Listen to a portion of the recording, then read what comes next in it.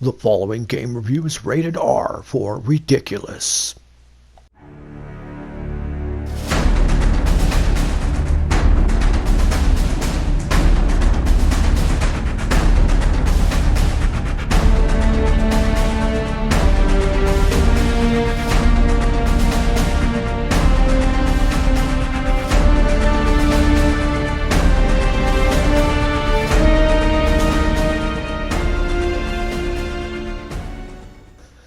Hello everybody, it's me Nate, aka Devil Dog, and I'm back with another review. This time I'm reviewing Guardians of the Galaxy.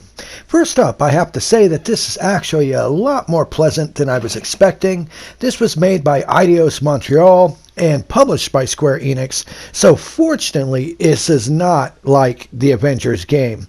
It is a single-player action-adventure where you play as Star-Lord and the rest of the Guardians of the Galaxy. Now, what I mean is you only have total control of Star-Lord and his abilities, but with the trigger button you can actually issue commands to the rest of the group, and there are certain parts in the game where they will team up with you to do super moves and progress through the story. Naturally, since this is a single-player adventure, it does have some big epic set-piece moments, and combined with other styles of games as well. I mean, honestly, it's like 4 or 5 different game styles, even almost like a Telltale style adventure. And the game itself plays a lot like Mass Effect or Outriders, where you run around and you can run and gun, you can do your melee attack, and also this different parts where you'll have different dialogue choices that'll pop up. Now, it's not like no big dialogue wheel or nothing. It's normally like 1 or 2 choices, and it kind of just changes the banter of the characters in the game. Now, I will say this when playing the game. It took a while before it really started getting rolling and getting good. The plot itself is actually pretty funny with a lot of jokes, a really good classic soundtrack, but later on they start diving deep into a lot of the personal issues of each and every one of the Guardians of the Galaxy, and it becomes quite an emotional ride. I mean, the story got quite emotional and deep the farther that you went on.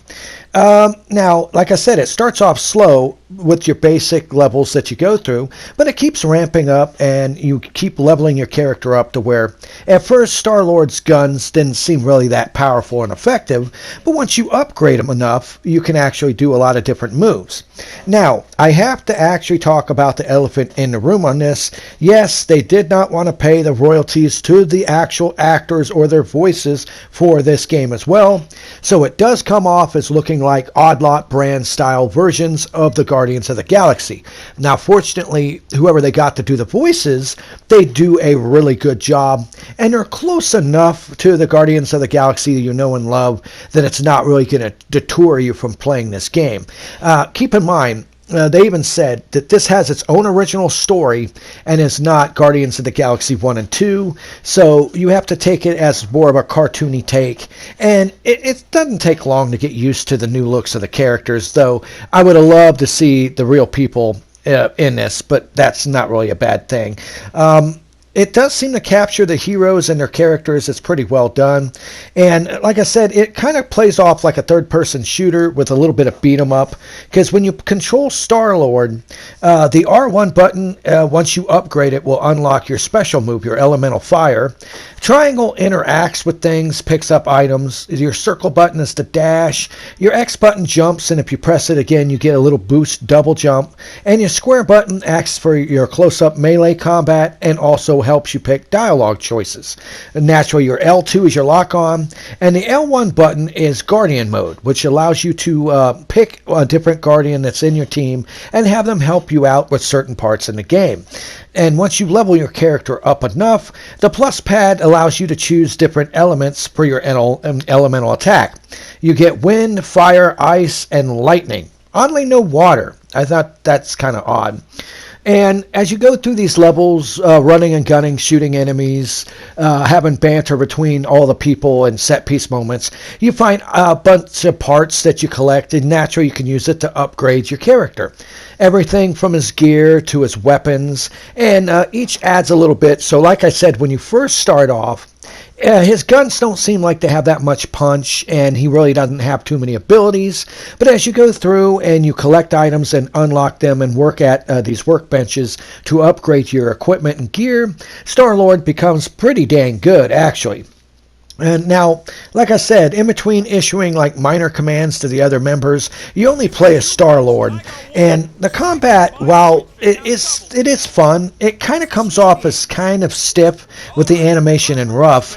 But about, I'd say, near the halfway point of the game is when, with better abilities, the game gets a lot better. There's a lot of enemies, though, I feel, that just come off as crappy bullet sponges, and I think they could have come with a little bit better way of having them in the game. But overall, considering that this game will take you anywhere from 15 to 20 plus hours to complete, which is not a slouch. It's a pretty long game. And like I said, the story is pretty good. The jokes are pretty decent. Some miss, but most of them hit fairly well. Some of them really made me laugh my butt off significantly. And it has a fantastic soundtrack. Because one of the main things about Star-Lord is he loves his mixtapes. And in this one, don't worry. If you love that good classic music, there'll be pretty much tons of different music that you can listen to through this game. One thing, though. It just seems like this game might have been a plan for being a multiplayer, but apparently they were smart early on due to what happened with Marvel's Adventures, and they decided to stick with just a single-player adventure, and I appreciate that. It doesn't seem to have any sort of microtransactions at all. I don't know if they're going to have any DLC in the future for this. They could add some, but fortunately right now it seems to be just a single-player adventure game with no microtransactions, and I actually very, very welcome that. Hands down, this is a lot better than I was expecting. It looks good. It plays pretty good. The graphics are quite well. Good level designs. Pretty funny jokes. The story's decent. The acting is very well done.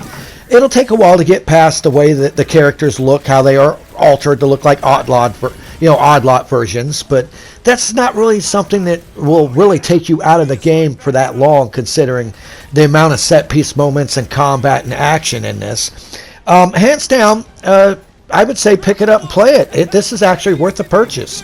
I mean, right now, I think it's full price of $59.99 on PlayStation 4 and Xbox One. Naturally, if you're getting the newest gen system versions, tack on another $10 to that, because you know they're going to get you an extra 10. Personally, once again, this is another one of those games where I don't really think it's worthy of a PS5 or an Xbox Series X version, because to me it just seems like it's an upscaled, up-res version of last-gen games, and I have a problem with that. I really do. But that's something for a future rant to talk about, honestly. But my personal final say of Guardians of the Galaxy is it plays good. I like this game. It does get really deep and quite emotional, really diving deep into the backstories of all the Guardians as you progress through this game. Pretty good, character development, really. The level designs are pretty fun, very vibrant and colorful, and in the end, I was pleasantly surprised by this, and I can actually recommend it. It turned out to be way better than I was expecting, and a lot funner. Only a couple issues is basically, like I said, it kind of plays a little chunky with the animations being kind of stiff. And Star-Lord's guns don't feel good at first, but eventually, once you get more powerful, they do. And I kind of wish that they had taken the time to make it to where you might have been able to switch to the other Guardians and play as them. Maybe certain parts where you would switch and play as the other characters, but it mainly focuses just straight on you playing as Star-Lord through the whole game. I mean, that's not a bad thing. It does work. But in the end, leave in the comments below what you think about Guardians of the Galaxy. Do you think it's a good game or not? Do you agree with my review on this, my personal opinion? Make sure to hit that like icon and make sure to subscribe to my channel. Give me a thumbs up if you like this video. And remember, I always end my videos by saying, have fun, play hard, and remember, people, the devil is in the details. Peace out until next time.